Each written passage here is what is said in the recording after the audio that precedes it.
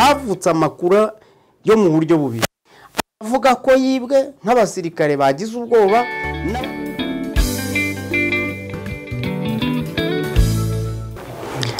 Turabasuhuje bene data nshuti z'umusaraba, ni mwene so Augustine Mbonabucya mbasuhuza.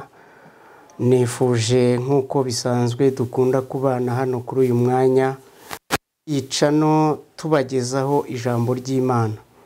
Imana yadukinguriye umuryango tubwiriza abantu ubutumwa bwiza, kuko ari nayo nshingano ikomeye Yesu yadusigiye, ko yatubwiye ngo tugeze ubutumwa bwe ku bantu bose bari mu isi. Iyo niyo ntego yacu rero, tukaba tubahaye ikaze kuri uyu mwanya Imana yaduhaye, aho tugiye gusangira ijambo ry'Imana. Mbahaye ikaze mu izina rya Yesu. Dusangire ijambo ry'Imana dusoma mu rwandiko Paulo yandikiye Abikorino, igice cyaho cya mbere turasoma ku murongo wa 18, dusome n'uwo murongo n'uwa 19. Haranditse ngo, ijambo ry'umusaraba kubarimbuka ni ubupfu, ariko kuri twebwe abakizwa ni imbaraga z'Imana. Hamwe n'iri jambo rikomeye kandi tuza kuvanamo insanganyamatsiko ivuga imbaraga z'umusaraba wa Kristo, imbaraga z'urupfu rwa Yesu. Turavuga ku mbaraga z'urupfu rwa Yesu, tugerageza kureba uburyo ki ari ryo pfundo rikomeye cyane ry'ubutumwa bwiza bugomba kubwirizwa hano mu isi. Mu ntangiriro z'ubutumwa bwiza ari na mbaraga zabwo, intumwa n'abigishwa bigishaga aya magambo atatu. Bavugaga urupfu rwa Yesu, bavugaga umusaraba wa Yesu, bavugaga ibyiza byose by'urupfu rwa Kristo Yesu, bakavuga imbaraga z'urupfu rwa Yesu, bakavuga umusaraba wa Yesu, bakavuga amaraso ya Yesu, bakanavuga kuzuka kwa Yesu. Ibi bintu iyo bitavuzwe neza, ntabwo imbaraga z'ubutumwa bwiza zijya hagaragara. Niyo mpamvu rero dushaka kubatsindagirira uyu mwanya imbaraga z'urupfu rwa Yesu. Twinjira ku mbaraga z'urupfu rwa Yesu, turaza kuza kureba aho zagaragariye mu buryo bubiri. Aha mbere zagaragariye ku banyadini, aha kabiri zagaragariye kuri Roma yari itwaye icyo gihe, ari naho havuye kumurwanya, ndetse ari nabo bashyize mu bikorwa iby'uru rupfu tubabwira rwa Yesu. Ni ku banyedini ndetse no ku mbaraga zari zitwaye icyo gihe Yesu apfa, ariyo Roma y'icyo gihe. Turareba rero imbaraga zakoreshejwe kugira ngo Kristo atungure umwana w'umuntu, turebe ibimenyetso byazo, ndetse twinjire no kuri tere yaho ibi bintu byagiye bibera. Mu magambo twasomye, Paulo yavuze ngo ijambo ry'umusaraba kubarimbuka ni ubupfu, ngo ariko kuri twebwe abizera n'abakunda Imana ni imbaraga z'umusaraba.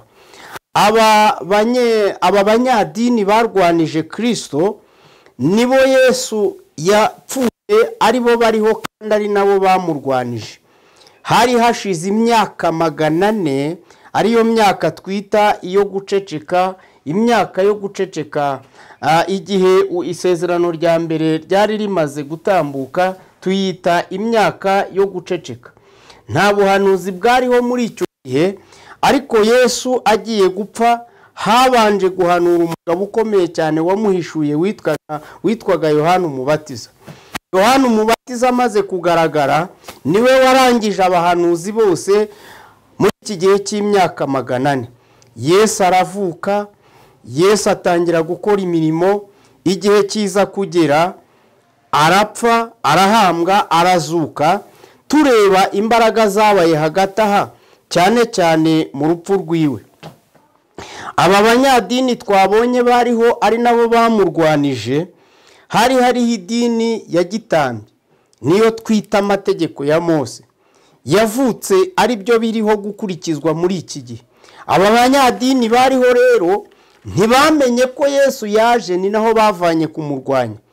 Ndababwira imitwe yariho yikanze Yesu itangira no kumurwanya, aho kugira ngo yumve ko aje gusohoza ibyo bari barabwiwe mu byanditswe, bahagurukira kumurwanya cyane. Ndababwira rero imitwe yariho, hariho abafarisayo, hariho abatambyi bakuru ari nabo bari bafite idini mu biganza byabo, hariho abasadukayo, hariho twita abaherode, hariho abazerote, hari n'abanditsi. Aya mashyirahamwe yose y'ibisa naho byari imitwe bahagurukiye kurwanya Yesu cyane, bakanishyirira hamwe guhuza kumurwanya, nubwo babaga batavuga rumwe ku myumvire yabo.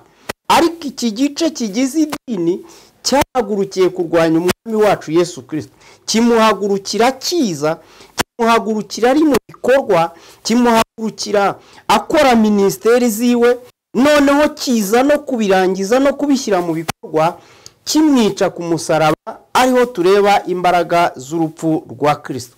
Reka mvuge buri gice n'uburyo cyagiye kimugiraho ingaruka zikomeye mu rupfu rwe. Hanze turebe abatambyi. Icyambere, abatambyi cyo bapfuye na Yesu ntago bemeraga ko ari Mesiya. Bari bafite ibintu bibiri bamuziragaho bikomeye kandi ari byo by'ingenzi ku butumwa bwiza. Ntibigeze bemera ko ari Mesiya. Icya kabiri, ntibigeze bemera ko ari umwana w'Imana. Kandi aha niho hari hakubiyemwo ubutumwa bwiza n'ubutumwa bw'imbaraga. Twibuke ijambo yigeze kwigisha uwitwa Nikodemu. Yaramubwiye ngo utizera umwana w'Imana, ngo icyatumye Imana ikunda abari mu isi, ngirangije bakunda ngo itanga umwana wayo. Aha Yesu yariho yivuga ngo umwizera atarimbuka ahubwo ahabwa ubugingo buhoraho. Kwanga kwemera ko Yesu Kristo ari umwana w'Imana, kwanga kwemera ko ari we Mesiya uzacungura abari mu isi, ibi bintu byari bikomeye cyane ku batambyi kugira ngo bahushe icyo bamurebagaho n'icyo umwami wacu Yesu Kristo yapfanaga nabo. Icya kabiri, hari umutwe w'abafarisayo. Uyu wo nawo wajyaga kugira imyumvire imeze nk'iy'abatambyi, ari nabo bafatanyirizaga hamwe. Aba bafarisayo bahagurukiye kumurwanya cyane kuko bo bamurwanije ku mbaraga zikomeye zimugira icyari cyo. Ntibemeraga umuntu ko azuka, ntibemeraga umuzuko wa Kristo. Mu kumurwanya rero yavugaga ngo azapfa azuke, bumvaga bakozwe ahantu bagahagurukira kurwana intambara ikomeye. Umutwe wa gatatu ni abafarisayo.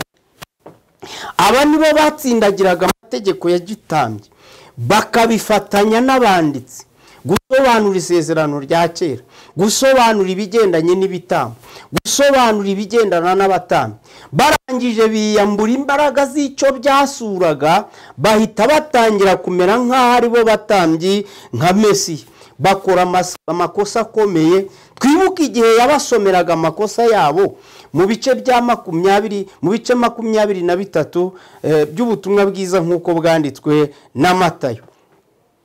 Aba bafarisayo n'abanditsi rero baramurwanyije cyane, batanga imbaraga zabo kugira ngo Yesu aceceke. Aba bakubiye muri iki gice kinini twabonye cy'abanyadini barwanije umwami wacu Yesu Kristo ku musaraba. Tureba imbaraga z'umusaraba rero, reka turebe imbaraga yabagizeho mu gihe ubutumwa bwiza bwari butangiye.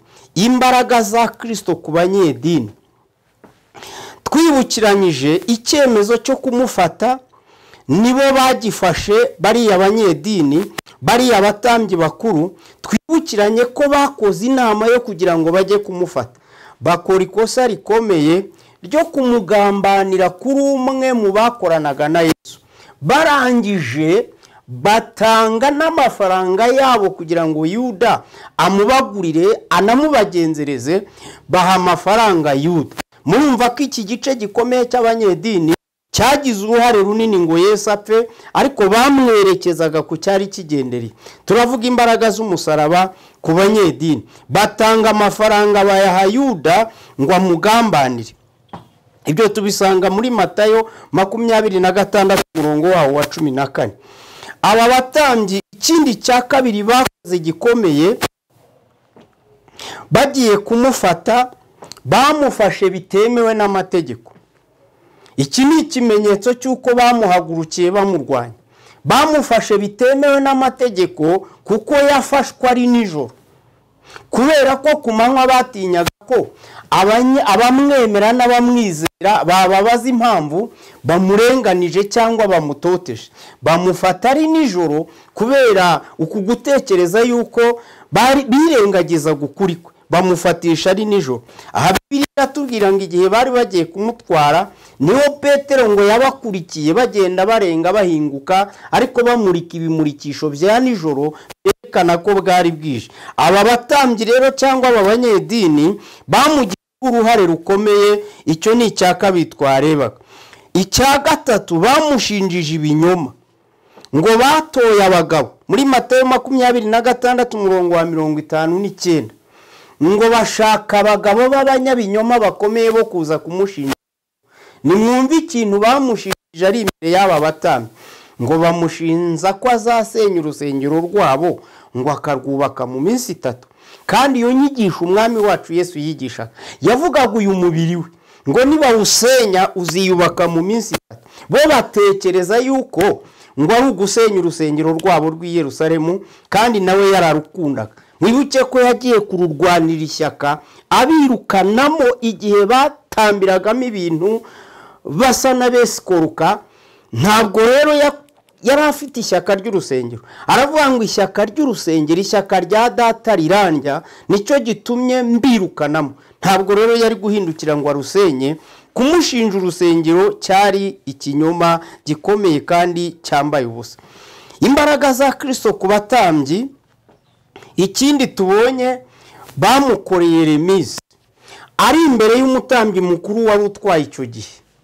Bari bamutumije ari nijoro mu gicuku, bamugeza imbere y'uwo mutambyi, abakorera imbaraga zikomeye ku mutambyi wari utwaye. Ngo yaramubajije amubaza cya kirego bamushinzaga, birengagizaga cyangwa bayobyeho.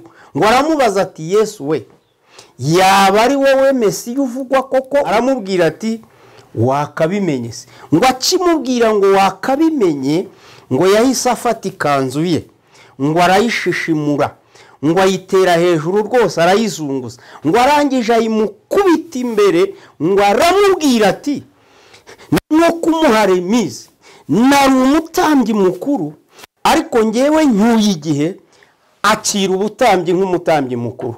Haleluya! Iyi ni remizi, ni ihererekanya bubasha. Aramubwira ati, akira, ni wowe mutambyi mukuru, ngewe ibyanjye birarangiye. Izi zari imbaraga zikomeye zo kumuhereza ihererekanya bubasha mu buryo bw'igitabo. Icya gatanu, ku mbaraga z'urupfu rwa Yesu, iki gisambo cyitwa Baraba bari mu rukiko. Turavuga imbaraga z'urupfu rwa Yesu ku banyedini. Ngo hari igisambo cyari cyajyanywe mu rukiko nacyo gucirwa urubanza. Igisambo Baraba ngo yari yarazunguruje Yerusalemu abiba cyane. Hari abo yari yarapfumuriye amazu, hari abo yari yarakebye n'inzembe, hari abagore yari yaraciriyeho imyenda babashikuza amashakoshi. Ngo mu rukiko imbaraga z'umusaraba wa Kristo, ngo abo yagaburiye, abo yakirije abarwayi, abo yitayeho mu ngeri zigiye zitandukanye, ngo barangije baraboshya. Ntimutekereze ngo bamwihakanye ku bwabo, ngo ahubwo bari baboheje ngo bamwihakane. Ngo Pilato yazamura ati, Baraba wabibye, Baraba wabapfumuriye amazu, Baraba wabazengereje abiba.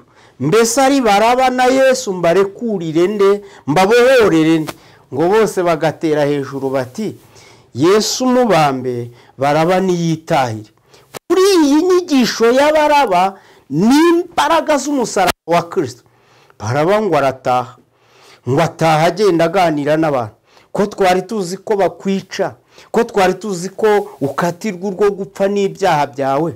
Iyi nsinzi ya Baraba ni imbaraga z'umusaraba wa Kristo. Nshuti turi kumwe muri iri jambo ry'Imana, ibyaha byawe ahari ntibyaba biruta ibya Baraba, ahari wowe ntiwaba wanakabigezaho. Ariko Yesu wakugiriye ku musaraba, mu mbaraga z'umusaraba, mu mbaraga z'urupfu rwa Yesu, nawe wababarirwa ku ibyaha byawe. yapfuye kugira ngo udapfa, yapfuye mu cyimbo cyawe kugira ngo utazicwa n'ibyaha byawe. Ikimenyimenyi nuko ubikoze igihe kirekire, ariko kubw'urupfu rwa Yesu ntacyo uraba, ntawe uragutumiza, n'abakubonye imbabazi zabo zaratwikiriye, kubera yuko ugifitiye ubuntu buturutse kuri Kristo. Mu gihe cy'isezerano rya kera kugufata no kugutera amabuye ugakatirwa urwo gupfa nk'uko baraba byari kumugendekera, ariko ku rupfu rwa Yesu n'imbaraga z'umusaraba zo kugukiza. Icya gatandatu, umwami Yesu ku musaraba yagaragaje urupfu rukomeye kugira ngo batagira ngo ahari, yagaragaje ibyari byarahanuwe ngo bashatse kugira ngo bamworohereze kubirebana n'urupfu rwe, ngo bamuha vino ivanze n'ibintu, vino ivanze n'umuti, ngo barabimusomesha bashaka kugira ngo ahari bimuhute cyangwa se bimugabanyirize uburibwe, ariko Yesu yarabyanze, arababwira ati nimubireke, nimundeke, umubabaro ungeze aho ugomba kugera, kuko mu mubabaro wanjye niwo hari ugukira kw'abari mu isi. Ngo bamusomesheje ibyo bibwira ko agomba gupfa vuba cyangwa ko bamworohereza, arababwira atoya, yasomye harangije ngo arabibasubiza aranga, kugira ngo imibabaro bashakaga kumworohereza igere ku ntego. Ibi bamusomeshaga bisharira byari ibintu bikomeye cyane, byagombaga kumutera ngo arabyanga. Icya karindwi, umwami Yesu agize inyota ngo bamushakiye ibintu kunywa, ngo bamushakira ibintu bikereta, tubisoma muri Yohana 19 umurongo waho 28. Bamushakira ibintu bisharira bikereta, ngo bashaka kugira ngo abinywe ahari wenda yihute, nabyo arabyanga, arababwira atoya ntabwo nabinywa, ngo yari sipongo, ngo arangije arabyanga ati yaragize inyota, ariko yaravuze inyota y'ubugingo bw'abenshi bwarimbukaga, arabyanga. Rero bibwiye ngo ni inyota isanzwe, ariko yari inyota yo kugira ngo acungure abantu. Umwami wacu Yesu Kristo yarakoze cyane kwerekana imbaraga ze z'umusaraba mu rupfu rwe. Tugeze ku cya kabiri, tureba imbaraga za Kristo ku Baroma. Twabibonye abanyedini bakoze umurimo wabo, bakora bya bindi byose tubona ko bagombaga gufatanya na Roma yari itwaye, ku giti cyabo iyo bagira ububasha baba baramwiyiciye, ariko bagombaga uburenganzira bw'amategeko n'ubuyobozi. Bamujyana rero mu buyobozi. Pilato yari umucamanza, ariko byabaye ngombwa ko Yesu apfa amaze kubonana na Herode nyirizina wari uhagarariye Roma muri kiriya gihe. Bamujyana rero kwa Herode. Bibiliya itubwira ngo muri uru rugendo yaherekaniye imbaraga zikomeye cyane. Reka tubanze turebe imbaraga yeretse abasirikare baje kumufata. Bibiliya iratubwira ngo baje kumufata, tubisoma mu butumwa bwiza uko bwanditswe na Yohana 18 umurongo wa 4, ngo baje kumufata. Bibiliya iratubwira ngo uwabajije bari itsinda rinini, ari kumwe n'abigishwa be n'intumwa ze, bari bagiye gusenga muri ka gashyamba ka Getsemani. Ngo wari ukuriye abamufata, ngo arabaza ati ni wowe Yesu w'i Nazareti? Ngo Yesu yakoresheje ijambo nakuzane ririmo imbaraga, ngo aramubwira ati ninjye. Ngo akivuga ninjye, ngo bagenze ikinyumanyuma bose bikubita hasi. Haleluya! Izi ni imbaraga z'umusaraba, bikubita hasi. Ndatekereza ko muri iki gikorwa bashobora kuba baravuze bati uyu muntu si wo gufatwa twigendere. Yabereye imbaraga zikomeye, aba basirikare b'Abaroma bari bagiye kumufata. Izi ni imbaraga rero. Ikindi cya kabiri yeretse Roma, Petero wari wamusezeranyije ko azarwana intambara y'umubiri, ngo yahise ashinguza inkota ayikubita umwe mu basirikare, mu mugaragu w'abasirikare bari kumwe abatwaje ibintu, ngo ugutwi kugwa hasi. Bibiliya yavuze ngo kukigwa hasi, ngo Yesu ahita gutoragura agusubiza kuri wa muja wa mugaragu, ngo ugutwi gusubiraho, amaraso ahita akama. ntekereza ko bari guhita batekereza ati yo uyu muntu si uwo gufatwa, ariko izi ni imbaraga yari ari kubereka kugira ngo urugendo n'ibindi bitangaza bikomeze, barengejeho baranga baramujyana.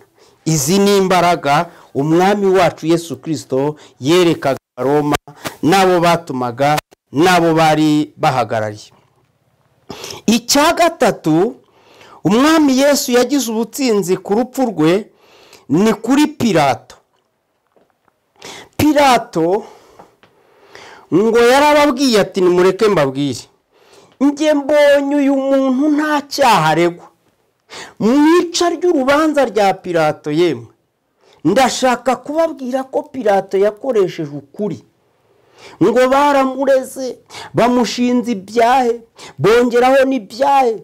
Ngo Pilato arangije arabwira ati ariko njye ndabona mumurenganya, murapfa ibintu byanyu by'amatiku yo mu Kiyuda kiwanyu n'amatiku. Njye ndabona uyu muntu ari umunyakuri. Oh haleluya, Imana ishimwe cyane. Arabwira ati ndabona ari umunyakuri, njyewe ngiye kumu. Ariko bose ngo bagatera hejuru ngo nabambwe nabambwe nabambwe. Imbaraga ziri aha hantu kuri Pilato rero nuko watigeze abonaho Yesu urubanza. Ntabwo yamutanze nk'uwamubonyeho urubanza, ngo yakarabiye imbere ye aravuga ati ngaho amaraso ye nabajyeho n'abana banyu nge ntangeho. Uku ni ukuri kwa Pilato kandi ni insinzi ku bucamanza bwa Roma, ni insinzi ikomeye cyane.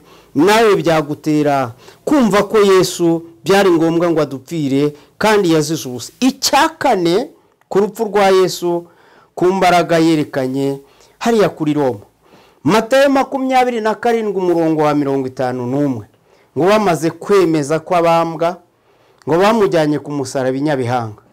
Bafata umusirikare wo ukomeye cyane, bemera yuko ari uyobora iby'urupfu rwe. Bibiliya irambwira ngo uyu musirikare w'umukapiteni, Bibiliya ni kwitubwira ngo bamuha misiyo, ugomba kumubabaza nk'uko agomba kuba. Biragusaba kumubabaza, niko imbaraga z'umusaraba zivuga. Wiyaranja ababare. Uyu musirikare yagombaga gushyira mu bikorwa iby'akazi ke. Nimwumve imbaraga z'urupfu rwa Yesu Kristo. Haleluya. Ngo byageze mu masaa 3 yari yaraye ijoro. Twibuke ko yagenze ijoro ariho bamufashe, bwamukereye hari muri ako kavuyo no muri uwo mubabaro. Saa 3 bamugeza bamugeza i Nyabihanga aho yagombaga kubamba. Bakora imirimo yo kumubamba ku musaraba. Ngiyi mirimo igihe yari ikataje bigeze nko mu masaa 6 ari muri iyo ntambara ikomeye cyane y'umusaraba. Bibiliya iratubwira ngo isi irabimenya ko Yesu ari gupfa. Imbaraga zitangira kwigaragaza z'umusaraba. Icya mbere ngo habubwira kabiri, isi yari imenye yuko umukiza ari mu kibazo. Ngo izuba ririheza habubwira kabiri. Icya gatatu haba umutingito. Umutingito uturuka nkuko tubizi, umutingito uba mu nda y'isi. Mu nda y'isi hasi bamenya ngo umukiza ari ku musaraba, naho haranyeganyega, umutingito uburabaye. Icya gatatu, bitare birameneka. Ibi bitare bivugwa ahangaha muri iki gihe cya Yesu niho bashyinguraga mu bitare, hanyuma bagafata ibitare binini bakagerekaho, ubundi bagahomaho ibintu bituma imirambo igira umutekano aho babaga bayishyize. Ibi bitare biramenagurika. Niba Bibiliya itubwira ngo bimenaguritse, ngo abari barapfuye bizera barazuka. Baciye Yerusalemu babonekera abantu bamwe babasuhuza. Nari narapfuye ko Yesu arategetse narinje kubasuhuza gusa. Umusirikare wari wakurikiye ngo arangije arababwira ati mureke mbabwire, uyu muntu twabambye nagira ngo mbahamirize ko nshingiye ku byo nabonye. Haleluya. Yari umwana w'Imana. Yabaye umuhamya w'urupfu rwa Yesu. Yari umwana w'Imana. Batambye twabonye barwanya intambara yo kumurwanya, ngo bakamubwira bati have wibivuga, ntabwo yari umwana w'Imana. Ngo akababwira toya, yari umwana w'Imana. ndabyemeza yari umwana w'Imana. Nshingiye ku bitangaza nabonye Yesu ni umwana w'Imana. Haleluya. Roma yari yemeye. Raporo y'uyu musirikare mukuru yahaye abiwabo, yahaye abamutumye, yaravugaga ngo Yesu ku musaraba umwana w'Imana. Imana yacu. Cya gatanu ku mbaraga z'urupfu rwa Yesu cyabaye mu izuka rye. Ngo amaze gupfa birumvikana ko yarahambwe, byari ngombwa ko byagombaga kugenda gutyo, hanyuma arahambwa. Ahambwa na Simoni, ahambwa bamushyira mu gituro nk'uko byari biteganijwe, arahambwa rero. Ibice 28 ku murongo wa 11 haratubwiye ngo bakigenda bamwe muri ba barinzi b'imva ya Yesu baragenda babwira abatambyi ibyo babonye ubwo Yesu yazukaga, uko byagenze. Ngo haje umucyo mwinshi, uwo mucyo mwinshi barawubona, bati ntabwo babona umucyo mwinshi Yesu igihe yari ariho kuzuka, bikubita hasi bagwana n'intwaro zabo. Bibiliya kitubwira aha ngo aba basirikare bamaze kuzanzamuka basanga bari barinze yagiye, nabo baravuze byanze bikunze turavuga amakuru y'impamo yazutse. Twashatse kurwana intambara biranga turatsindwa, aranga arazuka twabonye agenda. Ngo mu kugwa igihumura babonye umwami Yesu Kristo ari magenda, barangije biyemeza kuvugisha ukuri kose kw'ibyabaye. Ngo batangaza amakuru avuga umwami wacu Yesu Kristo, umwami w'abayuda yazutse.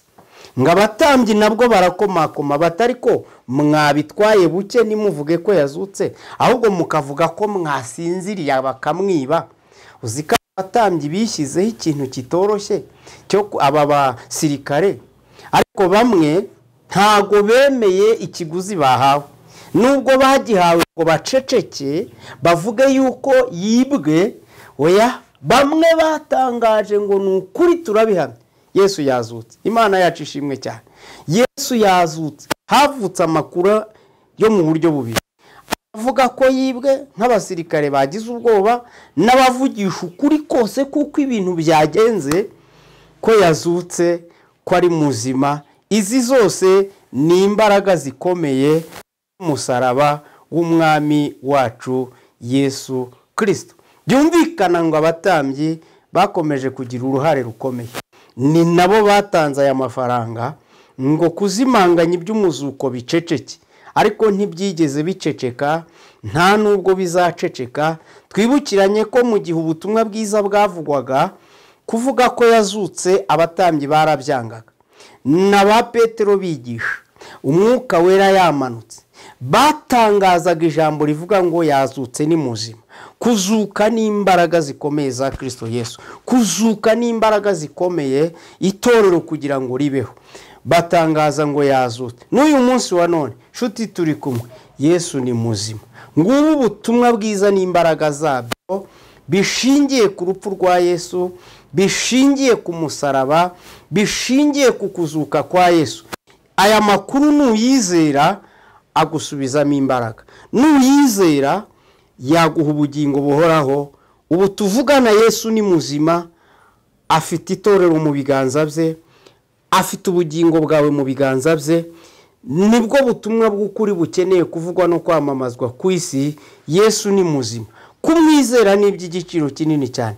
Pawulo aravuga ngo imbaraga z'umusaraba nizo mbaraga z'ubutumwa bwiza. Mbese wakunda ukizera ubutumwa bwiza buturutse ku mbaraga z'umusaraba? Yesu aragukunda, Yesu aragushaka, Yesu yifuza gukiza ubugingo bwawe, kuko ibi byose tubonye byamubayeho ni hejuru yanjye nawe. Imana iguha umugisha kandi kugirire neza, igukomeze muri iri jambo, kongera imbaraga zikomeye kuri ryo, usobanukirwe imbaraga z'ubutumwa bwiza kandi zibe muri wowe. Imana iguha umugisha. Reka dusenga Imana. Mana yacu yo kwiringirwa, mu izina rya Yesu Kristo umwami n'umukiza wacu, dushimye izina ryawe kubw'ubutumwa bwiza twakiriye. Izina ryawe ni bwabo, ababyumvise bose tubasabiye umugisha, imbaraga zawe zikore ibitangaza mu bugingo bwabo, kandi uyu muzuko wabaye z'urupfu rwawe, izi mbaraga z'umusaraba wawe zikomeze zikora ibitangaza kubyizera wese kandi akakwemera nk'ijambo ryawe. Urakoze utanze impinduka wese uzumvira ijambo kandi uryumvise, icyubahiro kibi cyawe mu izina rya Kristo Yesu, amen. Havutse amakuru yo mu buryo bubiri, avuga ko yibwe nk'abasirikare bagize ubwoba